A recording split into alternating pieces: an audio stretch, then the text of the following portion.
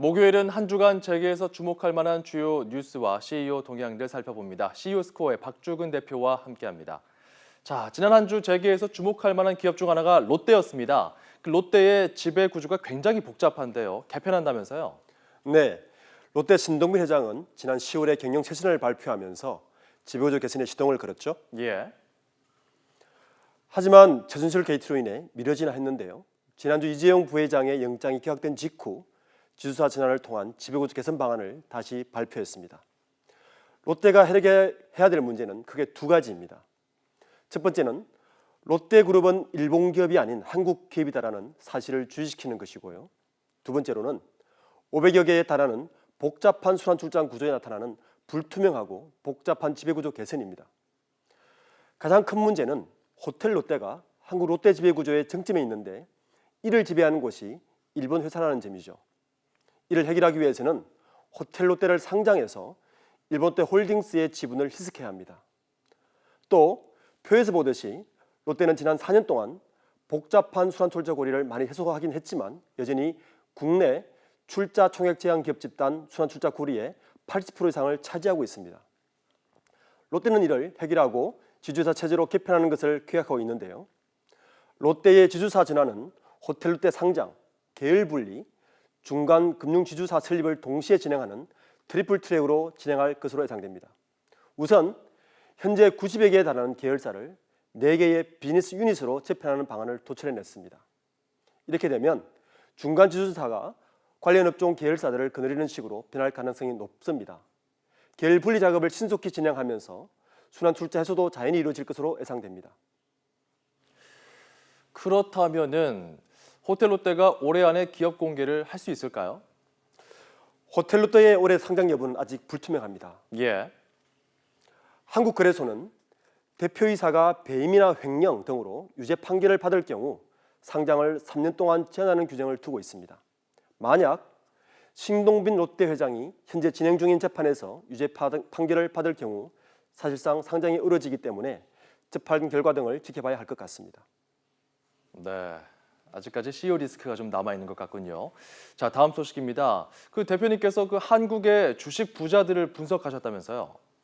네, 저희 CEO 스코어에서는 2017년 1월 초를 기준으로 국내 상장사 전체의 개인 주식 보호들을 조사했습니다.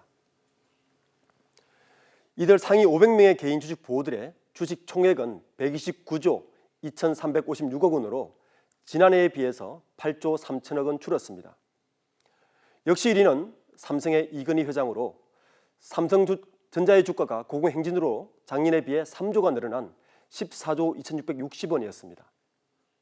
최근 중국의 견제로 시가총액이 1조 8천억 줄긴 했지만 아모레퍼시픽의 서경배 회장이 작년에 이어 2위 자리를 지키고 삼성 이재용 부회장, 현대차의 정몽구 회장, SK 최태원 회장도 순위 변동은 없습니다. 상위 10명의 주식 부호들은 모두 상속형 부호였고요. 특히 상위 10명의 부호 중 삼성과 일가만 5명이었습니다. 상속형이 아닌 자주성가형 부호는 16위를 차지한 이해진 네이버 의장, 22위에 카카오 김범수 회장 등 17명에 불과합니다.